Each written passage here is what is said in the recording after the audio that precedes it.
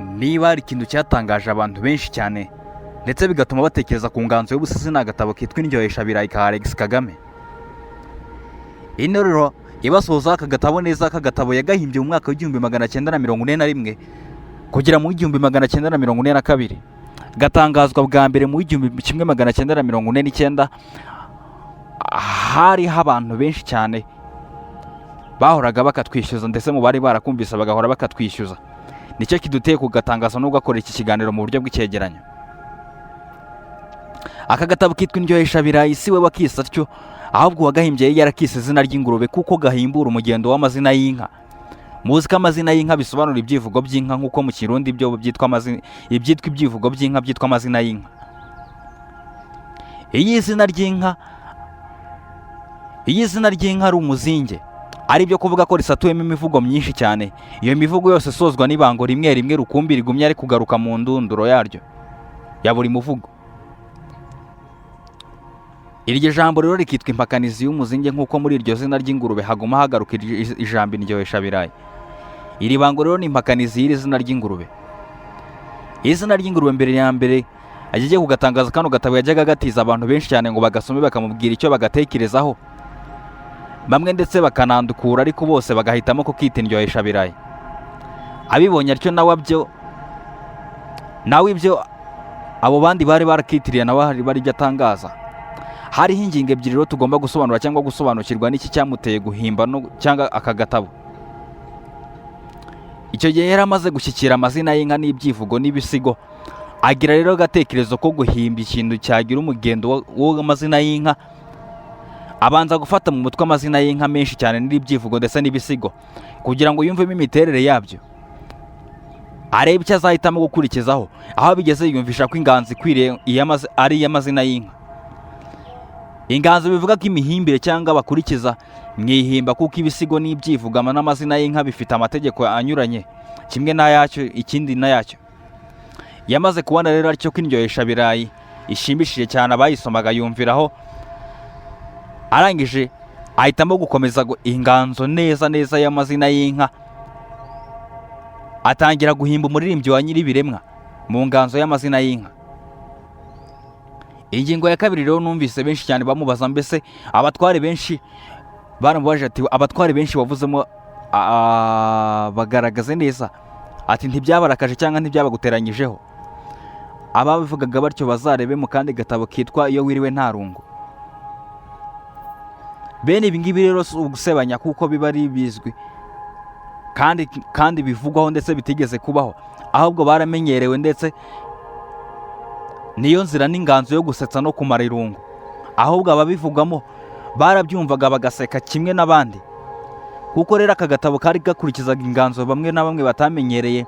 Nicyo cyamutumye kubanza agatabo kitwa Iyo wiriwe nta rungu, kugira ngo ibisigo by'ubuse bibanze bimare bamwe impungenge. Icyitonderwa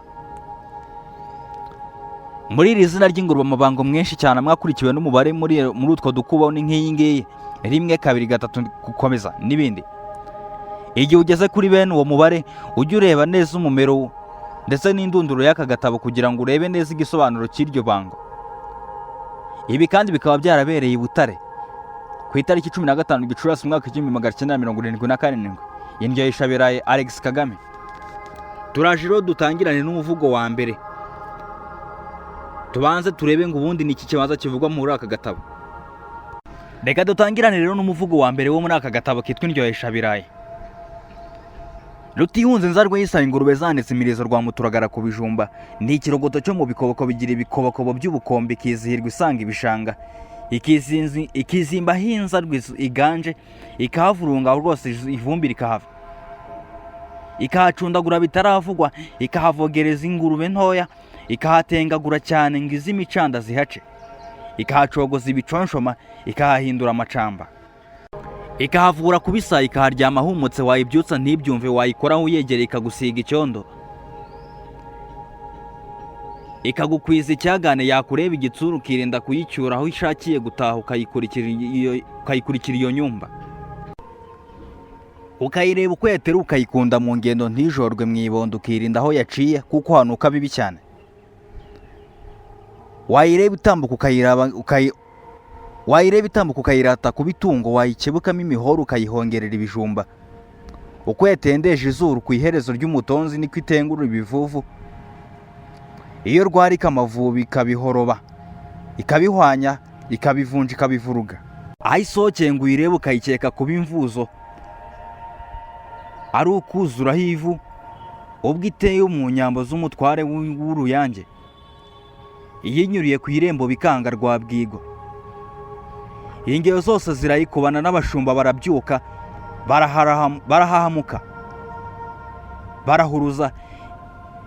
Imyinjiro y'ikaba 5 bayihimbyamo amakome, ubwo ibiruru birahanika.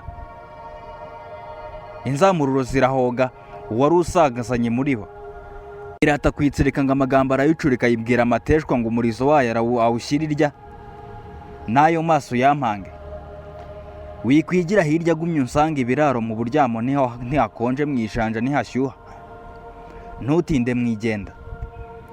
Gira uguruka y'intashyo uvugishwa ijoro ryose ngo burakeye barareba.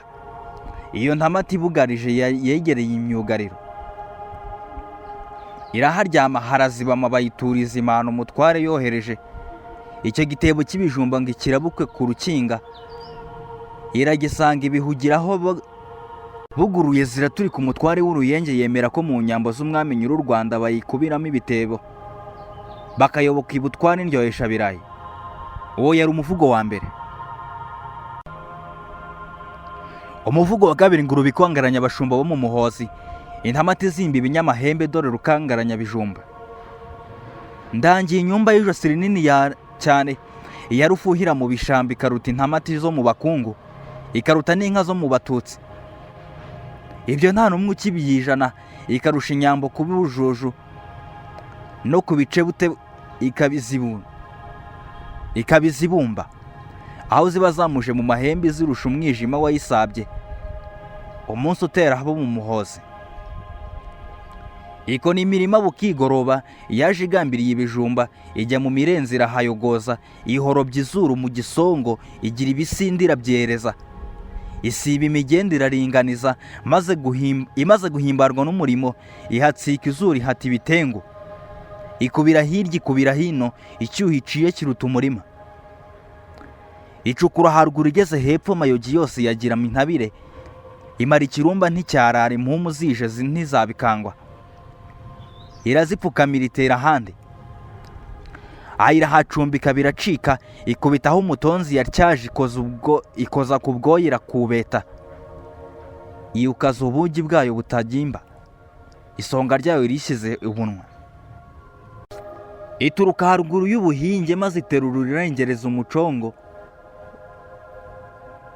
Mu ruharure irahacurika cyane kuruta amayogi, rurayasumba rwose. Abahinze ntibayarya, irimba ibereka injumbure, yanga iby'amazimwe ya rubanda. Ihitamo kubambura rukumbi, ihagira inkiki yo mu nyambo. Abanyamuhozi bose ibahaka neza. Imaze kurengeza imbavu zose, ibura ko yamiragura ibindi. Igira ibijumbi bisasa neza, ku bya Kandore iraharambya. Ibya Magabiro irabisegura, ibya Gisabo aho yabitinze, ibondo ryayo rirabihashikama. Uko yegakuye ku Karuganwa, ihagika mu ijigo nk'ibitabi. Nuko bwangati buyiturutse, igomya gusemeka ubukungu.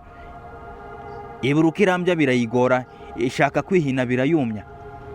Nuko igangara uko yagahagaze mu nda hibyara amahane, buburuvu yange birahoga. Ibiyoka byose byavuze induru, abaririzi nibwo babyutse, babazanya neza iyo ntara iroha urwunge. Ngo irohera hepfo yo mu gishanga, kandi ubanza atari isanzwe. Iyo rwabwirwaga ifite ijwi rindi riruta iy'intare mu nda. Muraba amaso itamara ibintu.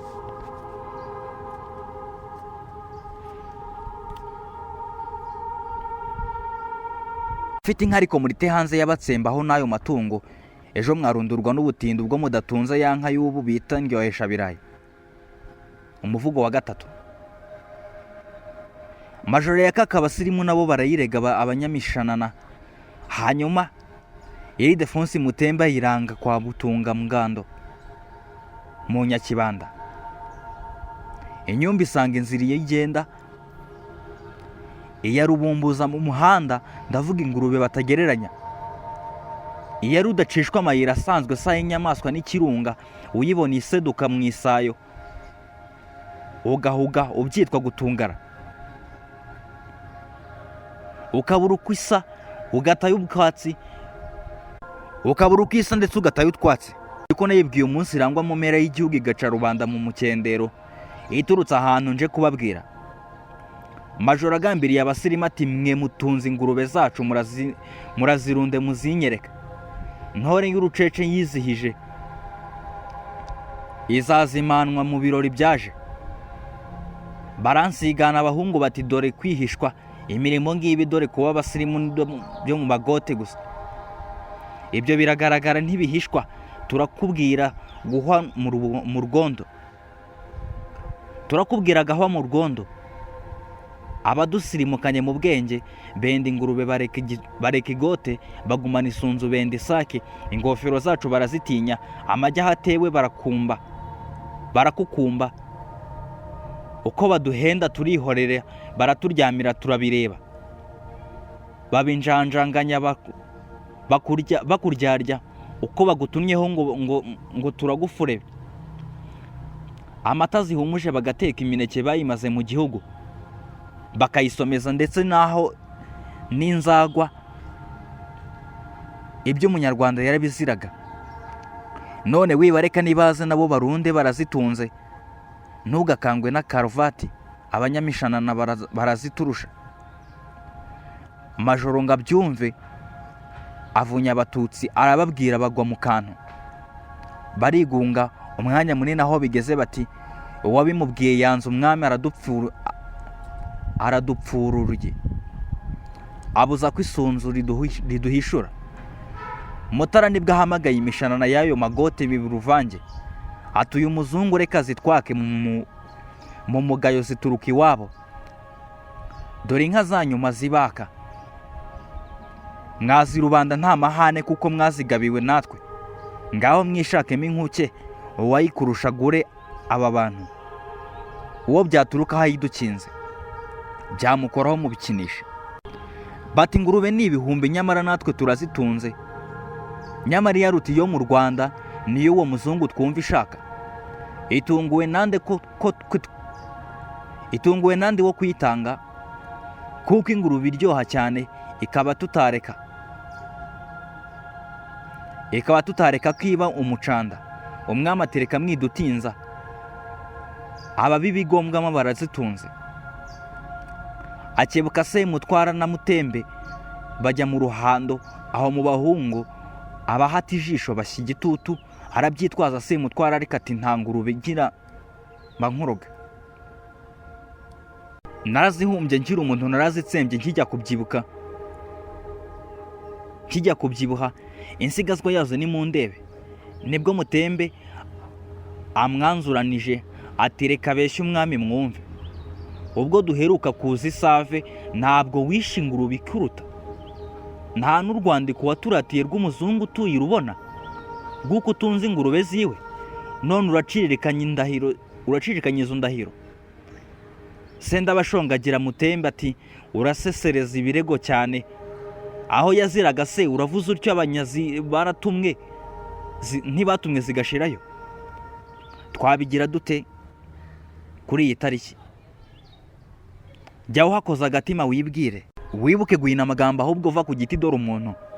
Bwira umwami ati interuro yawe yo kuba uri inganza marumbo, ingurube z'ibicece z'ubwonko uzifite yizivana ikinopfu, uzifite yivanamo ikinopfu. Umwami abyendera ku kirenge ku kirere ati erega nukuri Mutembe, gira uturangirize itunga ubwoko bwazo aho wabusanze. Undi ati iyo ubimbaza tukiza mba nabirangije kare kose, ndabikubwira usanga ari uko. Ubwo ugarukiye kwa Nyakibanda nta mupadiri wahasanze, ubumiramiza burusha rubanda, akaba yari ngewe umunyura heza. ntabwo agereranya mu kumubyimba, izi yahawe n'uwo bwema bitunga ngando riramukwiye. Nguwo utunga izirema ibondo, nguwo utanga izihaga umuntu, nguwo wagukurikiza abantu akaba nkuke y'uyu munsi. Mutara ati ngiyo yewe inama, ahuta asanga amajoro mu nzu ati iyo washakaga ubuzahiri nuko itunzwe n'abadatorwa kuyikomeraho nkabibakeka, nyamara wanditse nk'ibaruwa nkayiha umuntu akayigabana, ari wowe ndabona ko byashoboka. Majoro abyumvise arahuta yaka wino ashyira ku meza, hararuzinanga afunga ibahasha, baruha umuntu ngo awuterera genya kibanda itabona kwenda indyohesha birayi. Umuvugo wa